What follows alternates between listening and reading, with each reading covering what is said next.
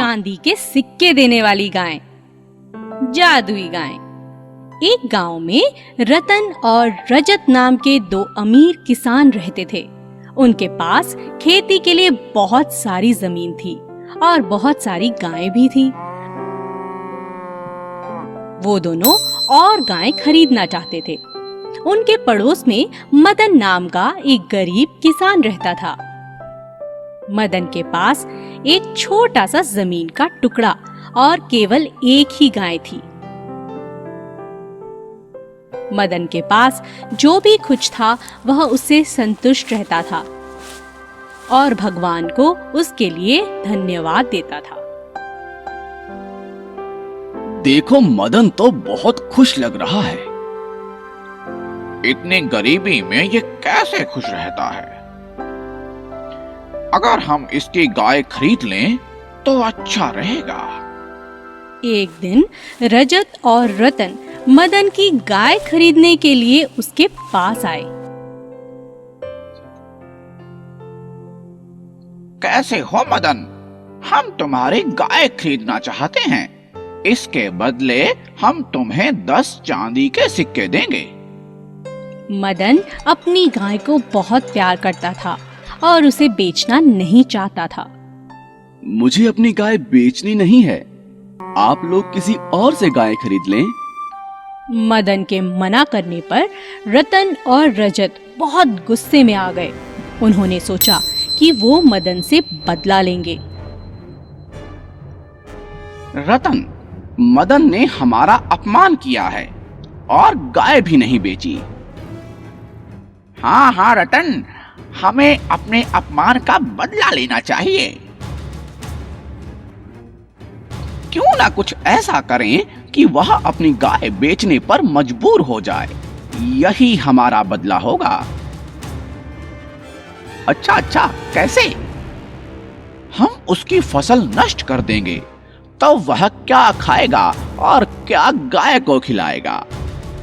उन दोनों ने रात के समय मदन के खेत जला दिए। मदन ने जब यह देखा तो बहुत उदास हो गया। हे भगवान, यह क्या हो गया? अब मैं जीवन यापन कैसे करूंगा? कई दिन बीत गए और मदन का सारा राशन खत्म हो गया। मदन और उसकी गाय दोनों भूखे थे। उसने सोचा, अब मैं गाय को कुछ नहीं खिला सकता, इसे बेच देता हूँ। नया मालिक इसे खाना तो देगा। अगली सुबह मदन गाय और अपनी सारी पूंजी लेकर गाय बेचने के लिए निकल पड़ा। रास्ते में उसने सोचा, मेरे पास केवल 10 सिक्के हैं। रास्ते में कोई चोर या लुटेरा मेरे ये सिक्के छीन लेगा तो बहुत बुरा होगा। मैं यह सिक्के अपनी प्यारी गाय के गले से बांध देता हूँ। थोड़ी दूर जाकर वह एक सराय में आराम करने के लिए रुक गया। सराय के बाहर उसने गाय को बांध दिया और खुद अंदर चला गया। तभी गाय के गले में बंधा चांदी का एक सिक्का नीचे गिर गया। सराय के मालिक ने सिक्का गिरते हुए देखा और सोचा, यह गाय तो चांदी का सिक्का देती है। शायद इसके मालिक को यह बात नहीं पता। क्यों ना मैं यह गाय खरीद लूं? क्या यह गाय आपकी है? जी हाँ, मेरी है। मैं इसे बेचना चाहता हूँ, इसीलिए बाजार ले जा रहा हूँ। अब आपको बाजार नहीं जाना पड़ेगा। मैं इसे खरीद लेता हूँ और इसके बदले मैं तुम्हें बहुत से चांदी के सिक्के दूंगा। बहुत से चांदी के सिक्के? ठीक है, जैसी आपकी मर्जी। सराय के मालिक से सिक्के लेकर मदन अपने घर की ओर चल पड़ा। घर पहुंचकर वह चांदी के सिक्के गिनने लगा और सोचा कि यह तो इतने सिक्के हैं कि वह अब एक नई गाय खरीद सकता है। यह तो 500 चांदी के सिक्के हैं। कुछ ही देर में रतन और रजत वहां आ गए और उसके सिक्के देखकर हैरान रह गए। अरे, इतने चांदी के सिक्के तुम्हारे पास कहां से आए? ये सिक्के मुझे मेरी गाय बेचने से मिले हैं। भगवान ने मुझ पर कृपा की है और अब मैं बहुत सी गायें खरीदूंगा। रतन और रजत यह सोचकर उदास हो गए कि उनकी योजना उल्टी पड़ चुकी थी। मदन अब अमीर बन चुका था। किसी को नुकसान पहुंचाकर आप खुश नहीं रह सकते।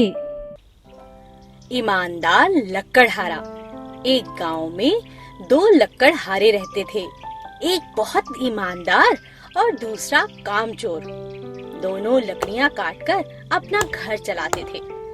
ईमानदार लक्कड़हारा सुबह सुबह जंगल में लकड़ियां काटने चल पड़ता।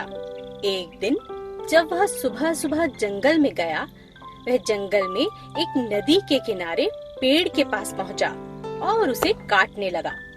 अचानक उसकी कुल्हाड़ी पेड़ को काटते काटते पानी में जा गिरी। अरे, ये क्या? मेरी कुल्हाड़ी, इसके बिना मैं कैसे लकड़ियां काटूंगा? मेरे पास तो और कोई कुल्हाड़ी भी नहीं है। हे भगवान, मेरी मदद करो। अचानक जल में से देवी प्रकट हुई और उन्होंने कहा, तुम रो क्यों रहे हो पुत्र? माँ, मेरी मदद कीजिए। मैं बहुत गरीब हूँ। मेरी कुल्हाड़ी पानी में गिर गई है। रुको पुत्र, मैं अभी तुम्हें तुम्हारी कुल्हाड़ी वापस देती हूँ। देवी एक सोने की कुल्हाड़ी लक्कड़हारे को ला कर देती हैं। ये लो तुम्हारी कुल्हाड़ी। नहीं नहीं माँ, ये मेरी कुल्हाड़ी नहीं है। देवी ने एक और चांदी से बनी हुई कुल्हाड़ी निकाली और कहा, क्या ये तुम्हारी कुल्हाड़ी है? तुम इसे ले सकते हो पुत्र। नहीं नहीं माता, मेरी कुल्हाड़ी तो बहुत साधारण सी लोहे की बनी है। आप मुझे वह लौटा दीजिए। देवी ने तुरंत लोहे की कुल्हाड़ी निकाली और पूछा, क्या ये तुम्हारी कुल्हाड़ी है पुत्र? लक्कड़हारे ने खुश होते हुए कहा, हाँ हाँ माता, यही है मेरी कुल्हाड़ी। पुत्र, तुम गरीब हो पर हो बहुत ईमानदार।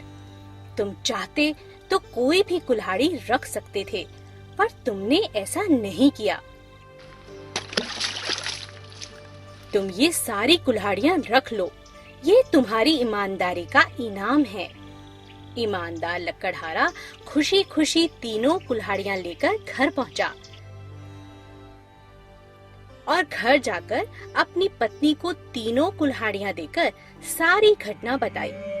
आलसी लक्कड़हारा उनके घर के नजदीक से गुजर रहा था, जिसने यह सारी बात सुन ली। अगले दिन ईमानदार लक्कड़हारे ने सोने की कुल्हाड़ी बेच दी और खुशी खुशी जीने लगा। लेकिन वह हर रोज की तरह लकड़ियां काटने जंगल में जरूर जाता। वह यह भूला नहीं।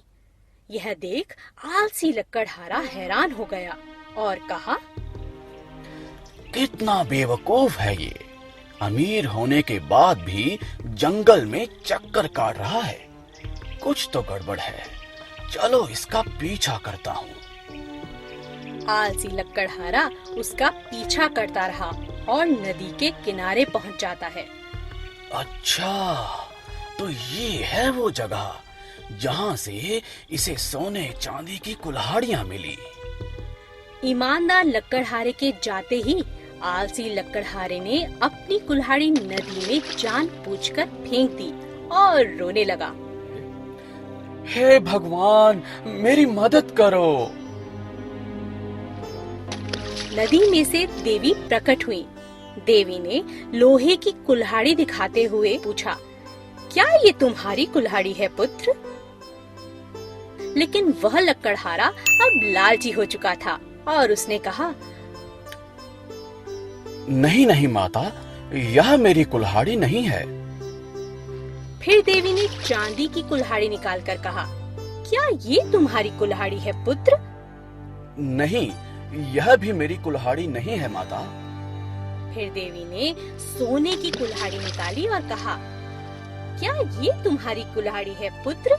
हाँ, यही मेरी कुल्हाड़ी है माता, यही है। देवी को बहुत गुस्सा आया। उन्होंने कहा, तुम आलसी तो थे ही, अब लालची और झूठे भी बन चुके हो।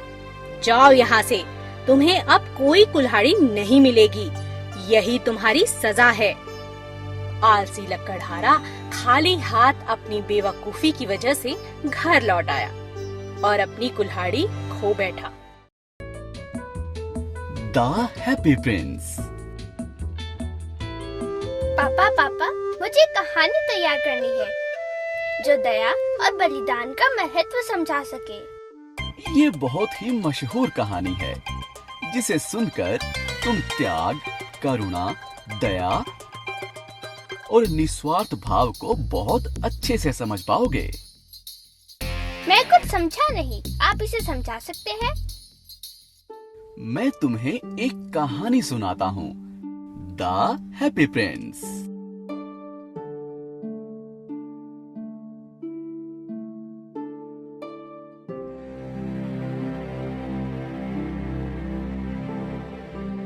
शहर के बीचों बीच एक बहुत लंबा और खूबसूरत राजा का सोने का स्टैच्यू बना हुआ था। उसकी आंखों में कीमती हीरे जड़े हुए थे और उसकी तलवार पर एक लाल रंग की रूबी लगी हुई थी। एक दिन एक चिड़िया उस शहर में आई।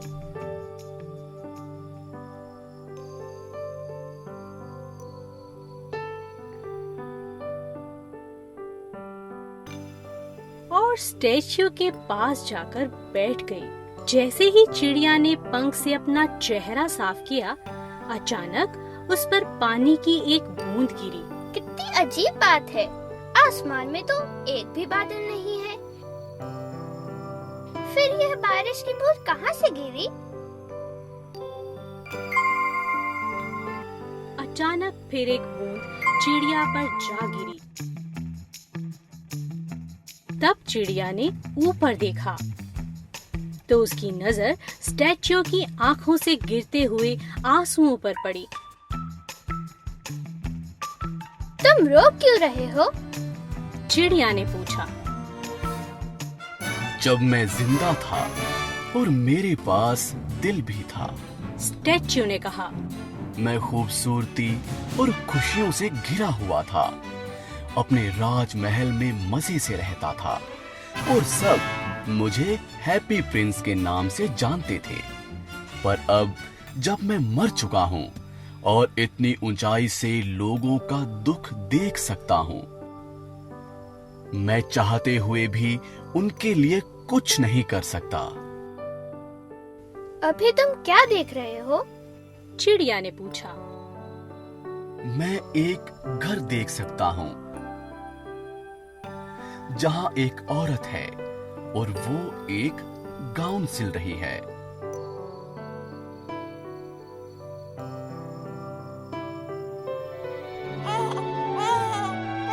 घर के एक कोने में एक छोटा बच्चा बहुत भूखा और बीमार रो रहा है, पर उसकी गरीब माँ के पास उसे खिलाने के लिए कुछ नहीं है। चिड़िया, क्या तुम मेरी तलवार पर लगी रूबी निकालकर उस गरीब औरत को दे सकती हो?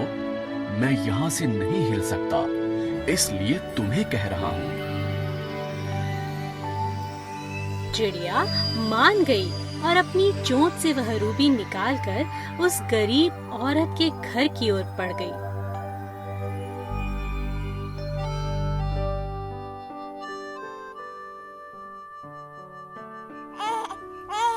जब वह उस घर में पहुंच गई,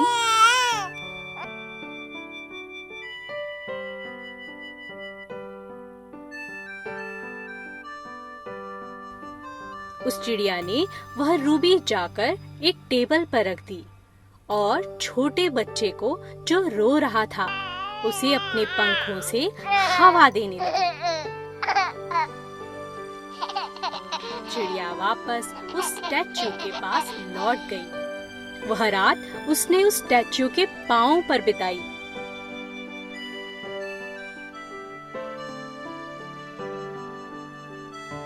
अगले दिन चिड़िया उस शहर की सैर कर वापस प्रिंस के पास पहुंची और विदा लेने गई। बाय बाय प्रिंस, मेरे दोस्त मेरा इंतजार कर रहे होंगे ताकि हम साउथ की ओर अपना सफर शुरू कर सकें। ओह, मत जाओ चिड़िया, मत जाओ। एक और रात मेरे साथ रह लो।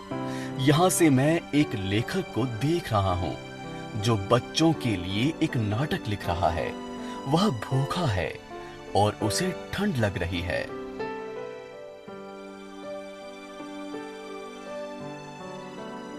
ठीक है, ठीक है। चिड़िया को उस लेखक पर दया आई और वह रुक गई। मैं क्या ले जाऊं उसके लिए? मेरी एक आंख का नग निकालकर उसे दे दो। उस चिड़िया ने प्रिंस की एक आंख निकाली और जाकर लेखक को दे दी।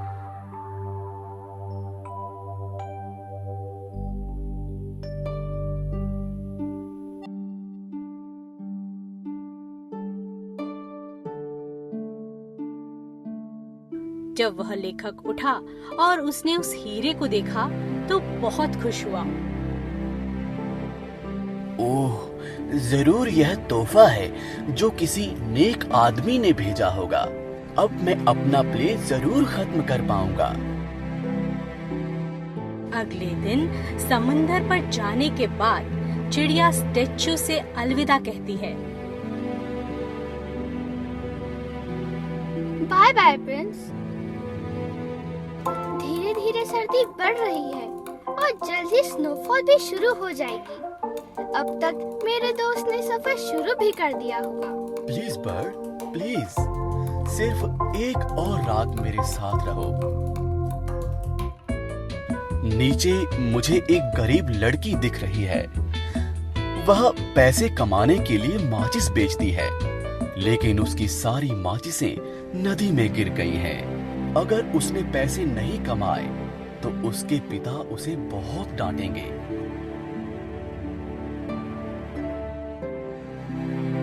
तुम मेरी दूसरी आंख निकालकर उस लड़की को दे दो। तभी चिड़िया उस लड़की के पास चली गई।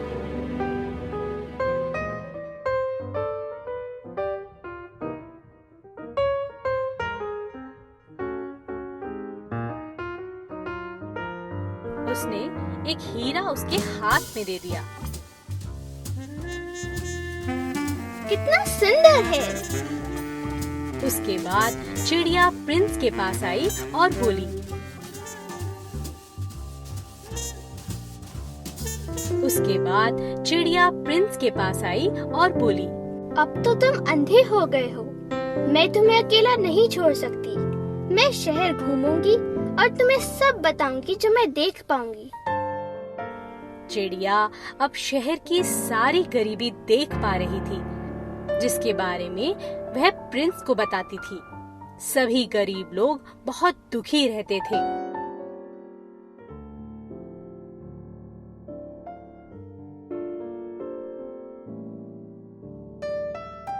मेरे ऊपर का सोना तुम उन गरीबों को दे दो। चिड़िया प्रिंस पर लगा सोना सभी शहरवासियों में बांट देती।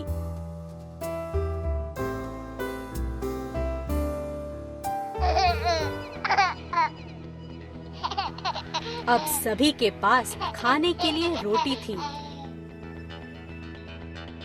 धीरे धीरे बर्फ गिरने लगी और ठंड बढ़ने लगी।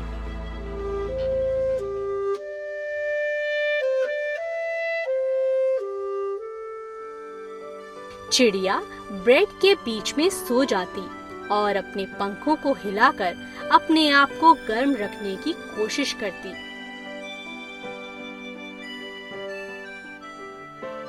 जल्द ही उसे लगा कि वह मर जाएगी। बहुत हिम्मत कर वह प्रिंस के पास गई और बोली, गुड बाय प्रिंस, अब मैं जा रही हूँ। अब तुम इजिप्ट जाकर खुशी से रह पाओगी, लेकिन मैं तुम्हें यही कहना चाहता हूँ कि मैं तुम्हें बहुत याद करूंगा।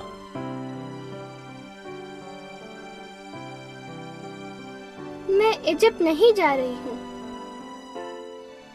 मैं मरकर उनके देश जा रही हूँ। मैं तुम्हें भी बहुत याद करूंगी। चिड़िया ने प्रिंस के सर को चूमा और उसके पैरों पर गिर गई। उसी समय प्रिंस के दिल के टुकड़े टुकड़े हो गए और आवाज हुई,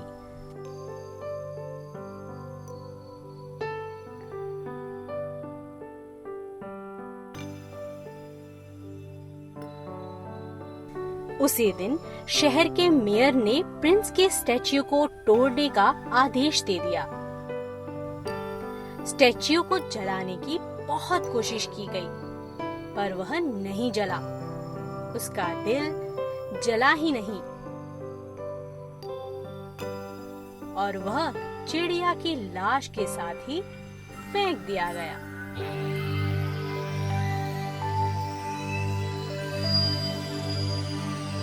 इस दिल को रखने की कोई जरूरत नहीं।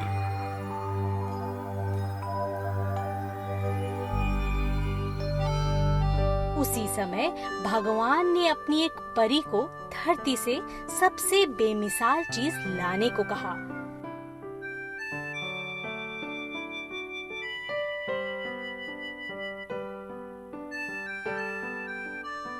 परी चिड़िया का शरीर और प्रिंस का दिल लेकर आई।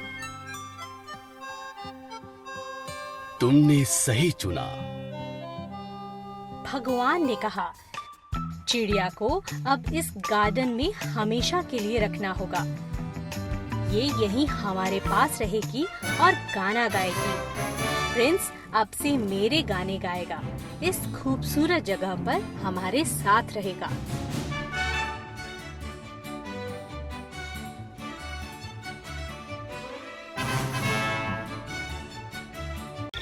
एक समय की बात है, बहुत दूर एक राज्य में एक गुलाबी राजकुमारी रहती थी। उसकी सुंदरता अनोखी थी क्योंकि उसके लंबे लाल बाल थे और उसे गुलाब बहुत पसंद थे। इतने पसंद थे कि सभी उसे राजकुमारी गुलाबी बुलाते थे। राज्य में हर कोई उससे प्रेम करता था। कुछ बच्चे उसके पास गुलाबों के गुच्छे लेकर आए। एक का गुच्छा लाल रंग का था, एक का गुच्छा सफेद रंग का और एक का गुच्छा पीले रंग का था। राजकुमारी गुलाबी, आपको किसके गुलाब सबसे ज्यादा पसंद आए? मुझे दुनिया के हर तरह के गुलाबों से प्यार है मेरे दोस्तों। और वो उन सब को गले लगाती है गुदगुदाते हुए। सब बच्चे हंसने लगते हैं। हर शाम सूर्यास्त के बाद राजकुमारी गुलाबी बालकनी पर जाती और अपने हाथों से ताली बजाती। ओह, आओ मेरी प्यारी चिड़िया। एक जादुई चिड़िया उड़ती हुई आती, पता नहीं कहां से, और उसके कंधों पर बैठ जाती। तुरंत ही राजकुमारी के बाल चमकने लगते, तेज लाल रोशनी से।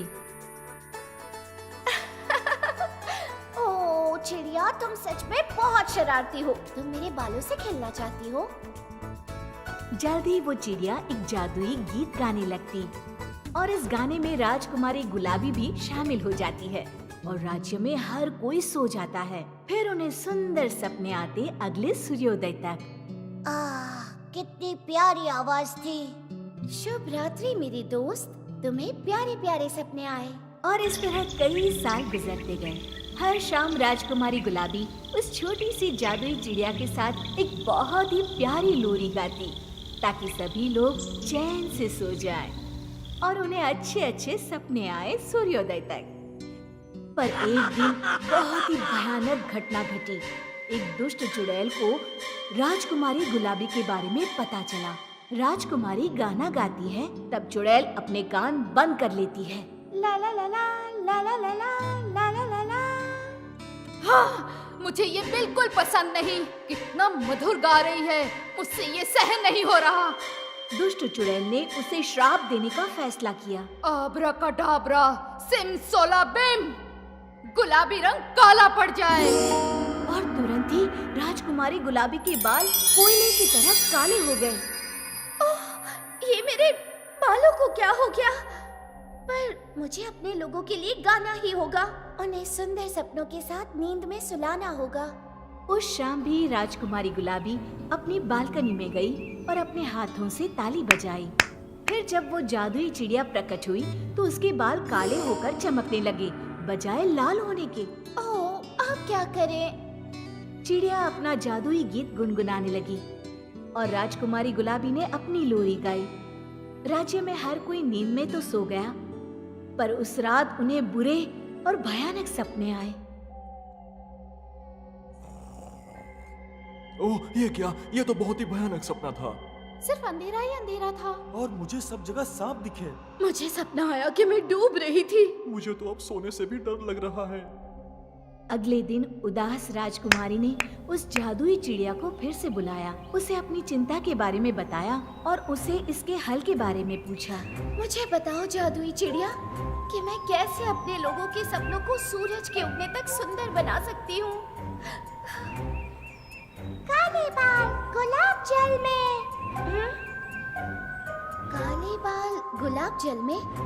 तुम्हें लगता है कि इससे कोई फायदा होगा? राजकुमारी इस सलाह के बारे में सोचने लगी और फिर उसने वैसा ही किया जैसा कहा गया था।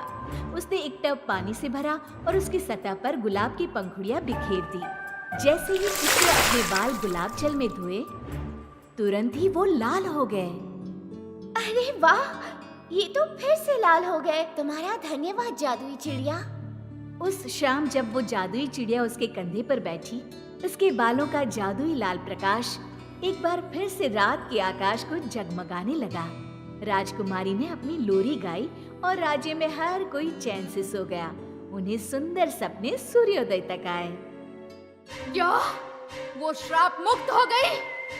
अपने श्राप को टूटता हुआ देख वो दुष्ट चुड़ैल बहुत ही क्रोधित हो गई। उसने उसे दोबारा श्राप देने का निश्चय किया। मैं इसे अपनी शक्ति दिखाऊंगी। आब्राकाडाब्रा, सिमसोलाबिम, गुलाबी रंग काला पड़ जाए। और राजकुमारी गुलाबी के बाल फिर से कोयले जैसे काले हो गए। ओह नहीं, अब फिर से नहीं। मेरे साथ ये क्या हो रहा है? इस बार उस चुड़ैल ने पूरे राज्य के सारे खिले हुए गुलाब तोड़ लिए। वो राजकुमारी को सिसकते हुए देखती है और बहुत खुश हो जाती है।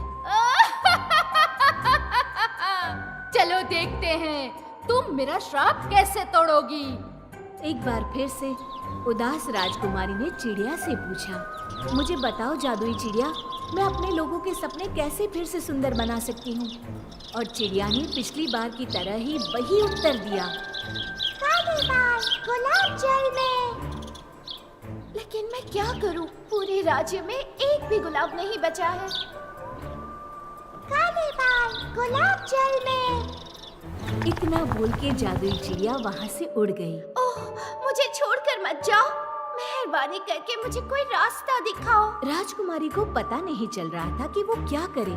उसका दुख इतना बड़ा था कि उसकी आंखें आंसुओं से भर आई। उनमें से एक आंसू जमीन पर गिरा और उसी वक्त बहुत ही सुंदर राजकुमार जो राजकुमारी की बालकनी से गुजर रहा था, उसने एक छोटा सा डिब्बा निकाला और उसमें था एक लाल बाल।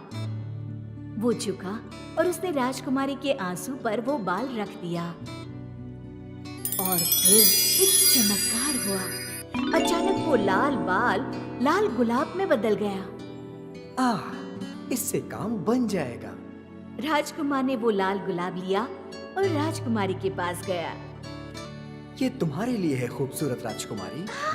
ये गुलाब तुम्हें ये कैसे मिला? मैंने इसे बनाया तुम्हारी आंखों की बूंद और लाल बाल से। उत्साहित होकर उसने वो गुलाब लिया और अपने आंसू पोंछ लिए और उसकी पंखुड़ियां तोड़कर टब के पानी में डाली। जैसे ही उसने अपने बाल डुबोए, उसका श्राप टूट गया। सब कोई चकित होकर उसकी ओर देखने लगे। का जादू था। हे नौजवान, तुम्हें ये लाल बाल कहाँ से मिला? हे प्रिय राजा, जब राजकुमारी और मैं दोनों ही बच्चे थे, मैंने उसके सर से एक बाल तोड़ा था अपनी वफादारी के चिन्ह के रूप में, और उसने भी मेरे साथ ऐसा ही किया था, मेरे सर से एक बाल को तोड़कर। ये सच है पिताजी, राजकुमारी ने मुस्कुराकर कहा और एक छोटा सा डिब्बा निकाला। उस डिब्बे में उसने राजकुमार के सर का एक बाल रखा था, उसे सबको दिखाया। हर कोई इसे देखकर खुश हुआ। राजकुमार और राजकुमारी गुलाबी की शादी उसी दिन हो गई। ये जानकर कि फिर से उसका शाप तोड़ दिया गया है, वो दुष्ट चुड़ैल गुस्से से इतनी फूल गई कि उसके हजारों छोटे छोटे टुकड़े हो गए।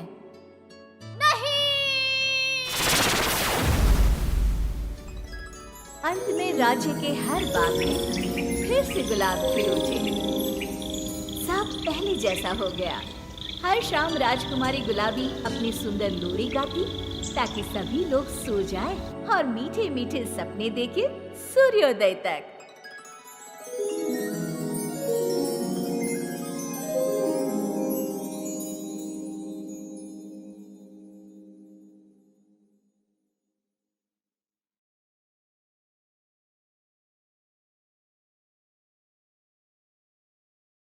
माँ, क्या तुम मेरे लिए रोटी बना सकती हो?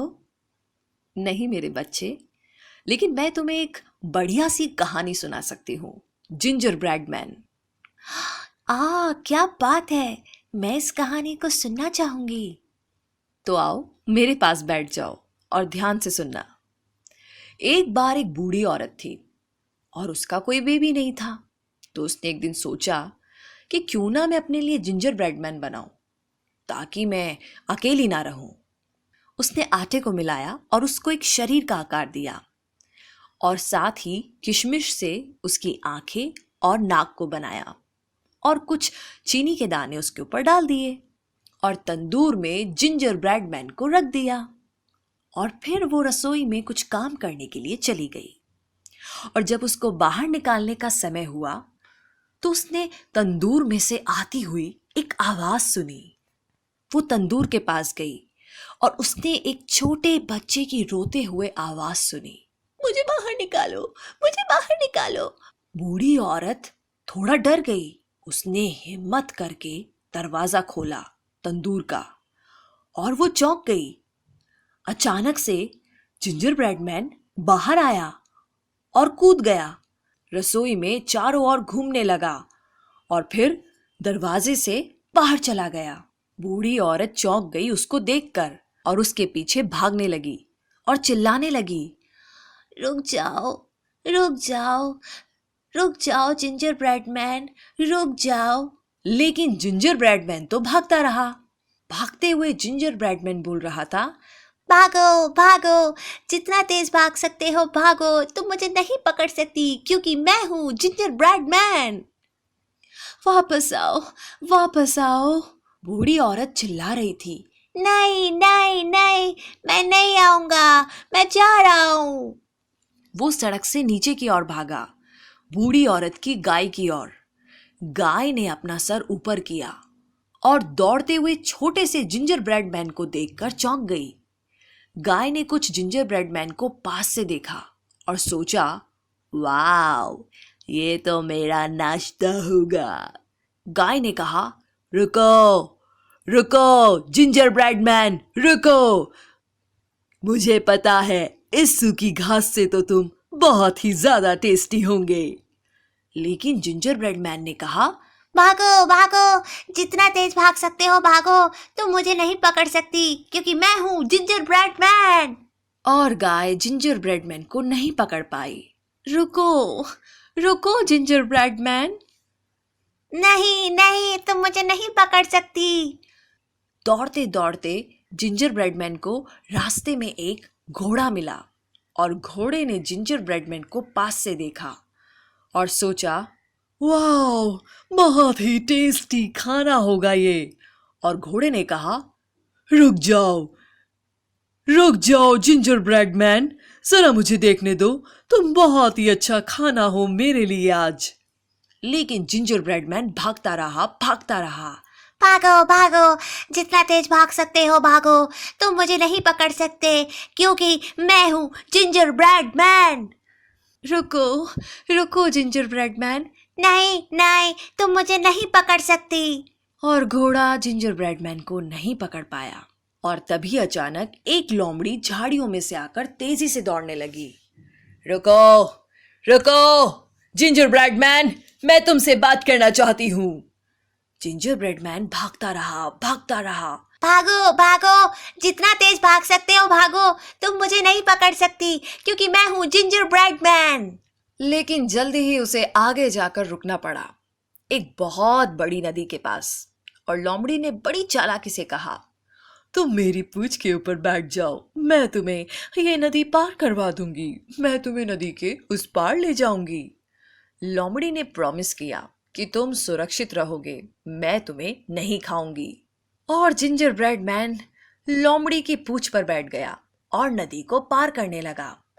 जैसे ही चलते चलते पानी गहरा होने लगा, लोमड़ी ने कहा, तुम बिल्कुल सुरक्षित हो जिंजर ब्रेड मैन, तुम मेरी कमर पर आकर बैठ सकते हो।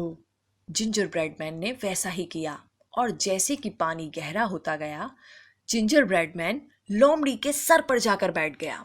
और जब वो नदी के पार पहुंचे तो जिंजर ब्रेड मैन ने लोमड़ी को धन्यवाद कहा और कहा, ये बहुत ही अच्छा सफर था, बहुत मजा आया। तभी अचानक से लोमड़ी ने जिंजर ब्रेड मैन को अपने सर से ऊपर उठाया और जोर से घुमाया और मुंह खोलकर उसे अंदर ले लिया और फिर उसे अपना भोजन बनाया। और फिर लोमड़ी ने लंबी सांस लेते हुए कहा, हाँ, ये तो बहुत ही अच्छा खाना था। The frog Prince.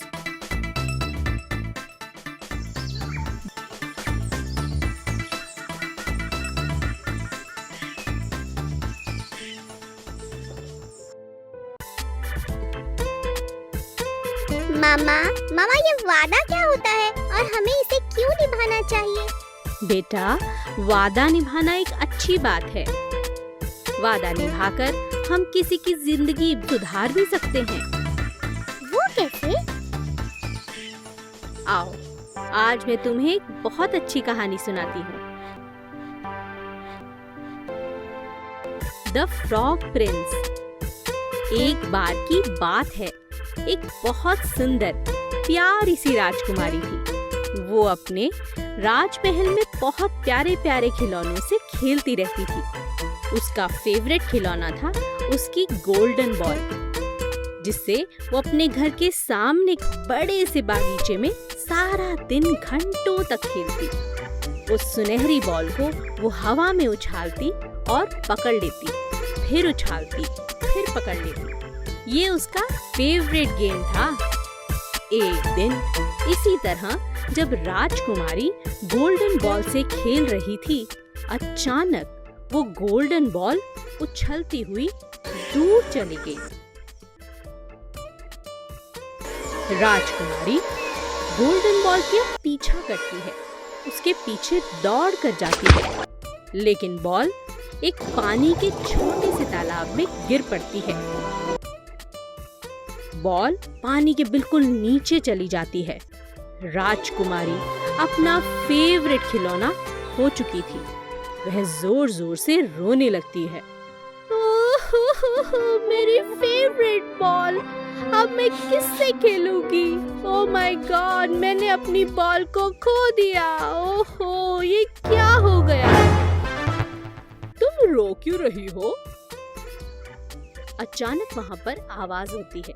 राजकुमारी देखती है, आसपास उसे कोई नहीं दिखता। तालाब के पास एक छोटा सा फ्रॉग बैठा होता है।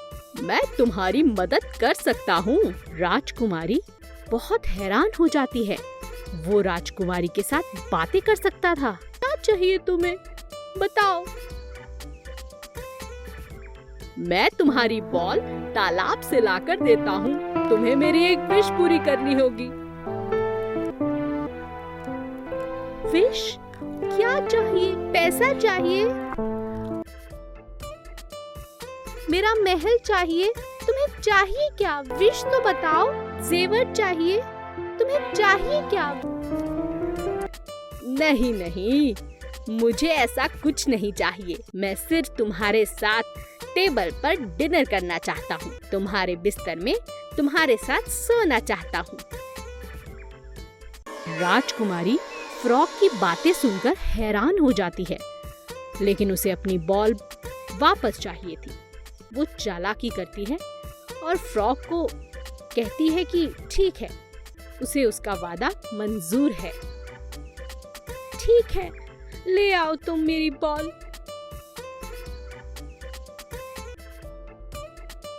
फ्रॉग तुरंत तालाब में छलांग लगा देता है और उस बॉल को सतह पर ऊपर ले आता है। राजकुमारी अपनी बॉल को पाकर फिर से खुश हो जाती है। राजकुमारी इतनी खुश हो जाती है कि वो अपना दिया हुआ वादा भूल जाती है। वहां से बॉल को लेकर तुरंत दौड़ती हुई अपने महल चली जाती है। फ्रॉग उसे आवाज लगाता है, रुको, अरे रुको, तुम मेरी बात तो सुनो, रुको,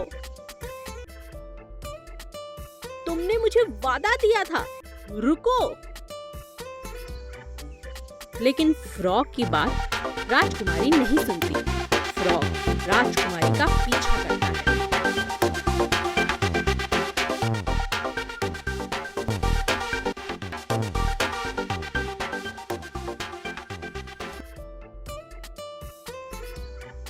तुरंत राजकुमारी अपने महल में पहुंच जाती है। उसी रात जब वो अपने पिता के साथ डिनर टेबल पर खाना खाती है, अचानक उनके दरवाजे पर दस्तक होती है।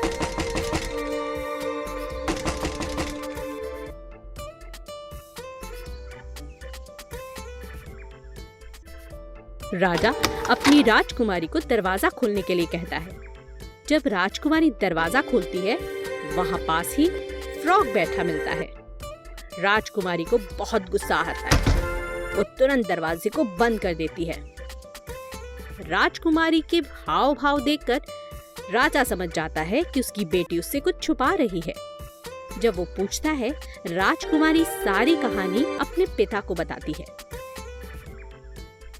मैं उसे कैसे घर के अंदर आने दे सकती हूँ पिताजी, आप ही बताइए। लेकिन एक अच्छी राजकुमारी इस तरह अपने वादे को नहीं तोड़ती। तुम्हें अपना वादा निभाना होगा। जाओ, फ्रॉग को अंदर आने दो। राजकुमारी फिर से दरवाजा खोलती है और फ्रॉग को अंदर आने देती है।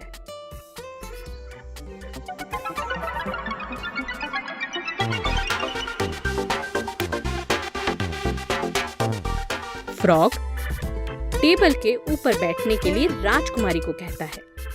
उसे बहुत तेज भूख लगी होती है। सब कुछ जो भी टेबल पर पड़ा था, फ्रॉग ने सब खा लिया। यह देख राजकुमारी और राजा हैरान रह जाते हैं। जब राजकुमारी अपने कमरे में सोने जाती है, फ्रॉग उसका पीछा करता है और फुदकता हुआ उसके बिस्तर तक पहुंच जाता है। राजकुमारी को अंदर ही अंदर बहुत गुस्सा आता है, लेकिन वो मजबूर थी। उसे अपना वादा निभाना था। और फ्रॉग बहुत खुश था। जैसे ही राजकुमारी लेटती है, फ्रॉग एक खूबसूरत प्रिंस में बदल जाता है। राजकुमारी ये देख हैरान रह जाती है। राजकुमार उसे बताता है कि ये एक जादूगरनी का जादू था। उसी ने मुझे फ्रॉग बनाया था और वो चाहती थी कि एक प्यारी अच्छे दिल की राजकुमारी ही मुझे राजकुमार में बदल सकती है और तुम ही वो राजकुमारी हो। उन दोनों को एक दूसरे से प्रेम हो जाता है और वे शादी कर लेते हैं।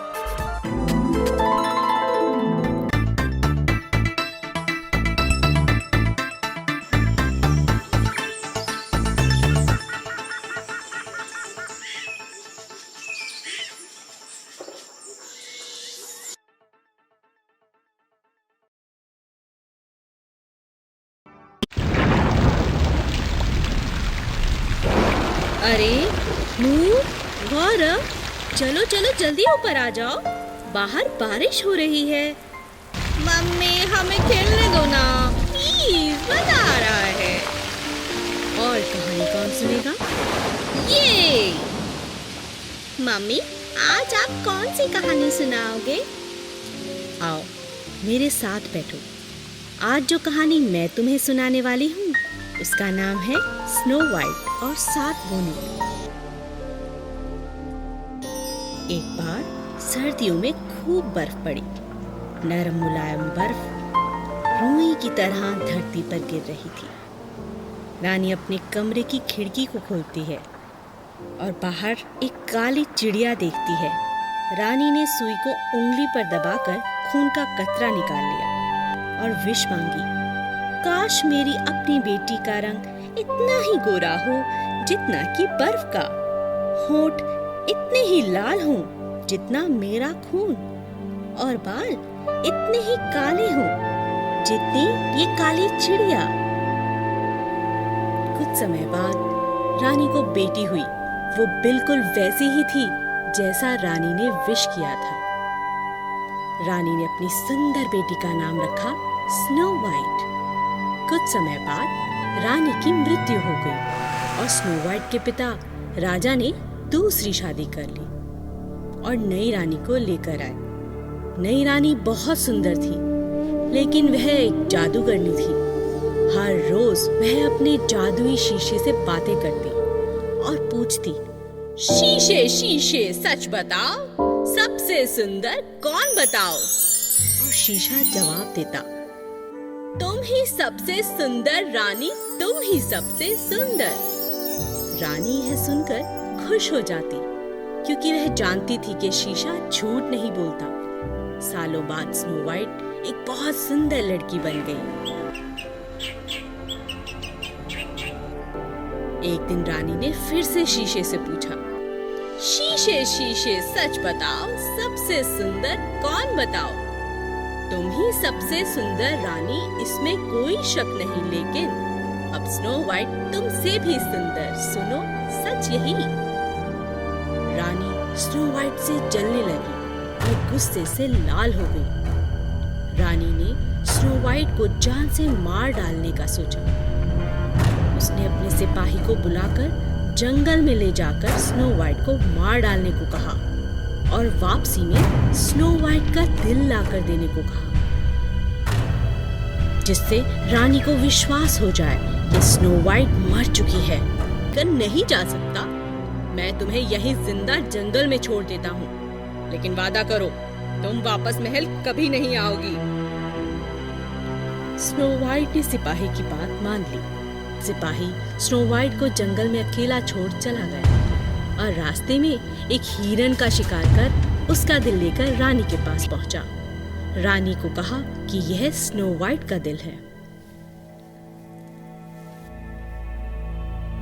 स्नो वाइट जंगल में अकेली भूखी प्यासी भटकने लगी। चलते चलते उसने एक छोटा सा घर देखा।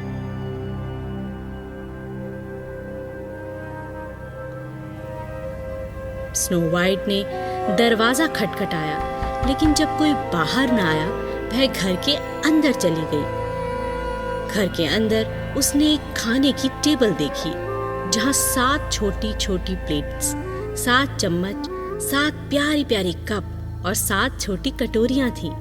स्नो वाइट को बहुत भूख लगी थी, इसलिए उसने खाना खाया और घर के अंदर जाकर देखा, वहां 7 बेड लगे थे। स्नो वाइट बहुत थक चुकी थी, इसलिए वह बेड पर लेटते ही सो गई। ये घर था 7 बोनों का, जो हर रोज पास के खान में जाकर हीरे ढूंढते थे।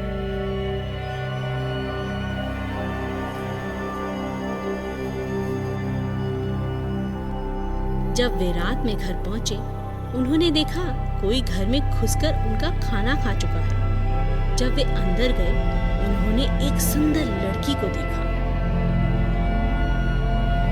ये सुंदर लड़की कौन है? जब स्नो वाइट उठी, उसने 7 बोनों को अपने बारे में बताया। बोनों को स्नो वाइट की बात सुनकर उस पर दया आ गई और उन्होंने स्नो वाइट को अपने घर में रख लिया, लेकिन समझाया भी कि जब वे घर में ना हो, स्नो वाइट घर का दरवाजा किसी के लिए भी ना खोले, क्योंकि अगर दुष्ट रानी को पता चला कि स्नो वाइट जिंदा है, वह उसे नहीं छोड़ेगी।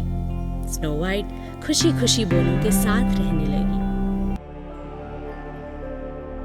एक दिन फिर रानी ने जादुई शीशे से पूछा, शीशे शीशे सच बताओ, सबसे सुंदर कौन बताओ।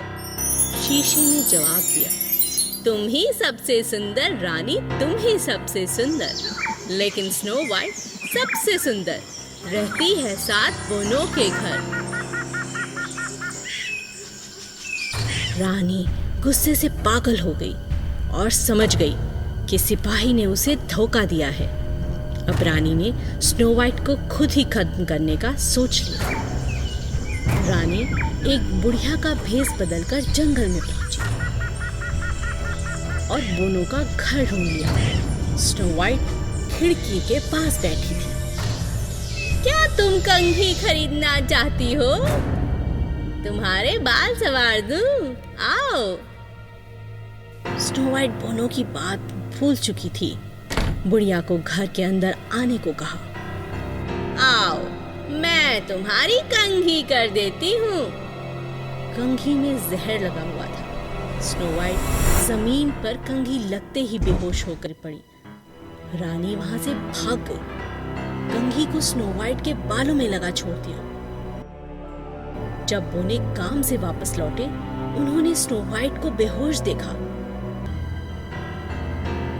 स्नो वाइट पर पानी डाला और कंघी को बालों से निकाल दिया। स्नो वाइट ने पूरी घटना बोनो को बताई। बोनो को लगा कि जरूर ये दुष्ट रानी ही है। बोनो ने स्नो वाइट को फिर समझाया कि वह किसी अजनबी को घर के अंदर ना आने दे। रानी ने कुछ समय बाद फिर शीशे से पूछा, शीशे शीशे सच बताओ, सबसे सुंदर कौन बताओ। तुम ही सबसे सुंदर रानी, तुम ही सबसे सुंदर। स्नो वाइट अभी भी है जिंदा, नहीं कोई उससे सुंदर। रानी ने सोच लिया, इस बार वो स्नो वाइट को हर हाल में मार डालेगी।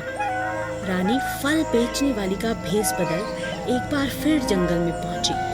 उसके पास बहुत से सेब थे और सबसे ऊपर जहरीला सेब था। सेब ले लो, सेब ले लो, ताजे ताजे सेब ले लो। स्नो वाइट ने दरवाजा नहीं खोला, पर वह खिड़की के पास जाकर देखने लगी। दिखाओ कैसे है तुम्हारे सेब?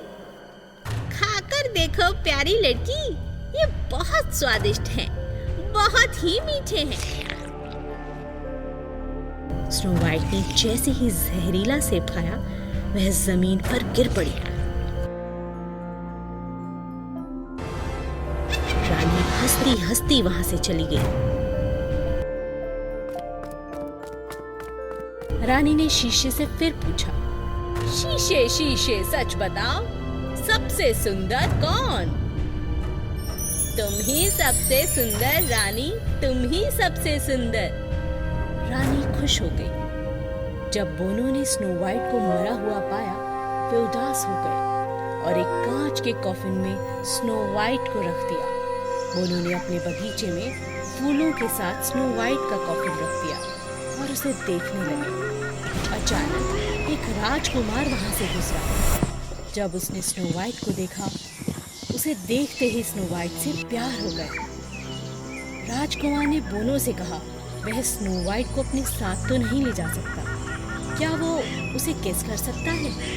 बोने मान गए। राजकुमार ने जैसे सारा जहर गायब हो गया और वह जिंदा हो गई।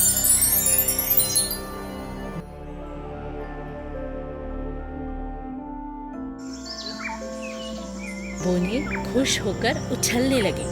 राजकुमार ने स्नो वाइट से शादी कर ली।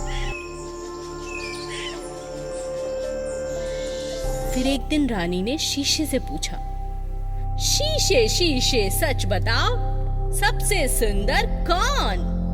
तुम ही सबसे सुंदर रानी, तुम ही सबसे सुंदर। लेकिन रानी स्नो वाइट तो है सबसे सुंदर। दुष्ट रानी ने गुस्से में आकर शीशे को तोड़ दिया। राजा को पता चल गया कि रानी ने ही स्नो वाइट को मारने की कोशिश की थी। स्नो वाइट 7 बोनों को अलविदा कह के वहां से चली गई। स्नो वाइट और राजकुमार ने शादी कर ली और खुशी खुशी रहने लगे।